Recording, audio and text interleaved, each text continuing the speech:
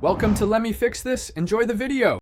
You begin by auditing your Shopify store so you know where you stand. Run a crawl and check sitemap, robots, and 404. Fix redirect chains immediately so search engines can index pages. Once done, extract top-performing product and category keywords plus long-tail queries to target. You prioritize pages with buyer intent first because they convert. Make sure to map each keyword to a specific URL and set clear goals for traffic and conversions before moving to content and technical. Now you optimize on-page elements and technical foundations to lift rankings. You rewrite titles, meta descriptions, and H1s to include primary keywords while keeping them natural for users. This improves click-throughs and relevance.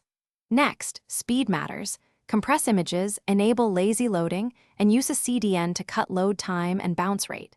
Then add structured data like product and review schema so rich results appear.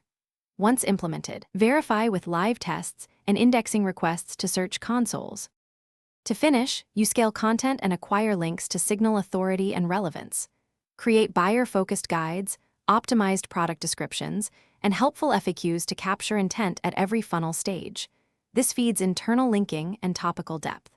Simultaneously run outreach and partnerships to earn high-quality links that improve domain authority. If something breaks, check Search Console for crawl errors, mobile usability, and index coverage. Resolve issues, then re-request indexing.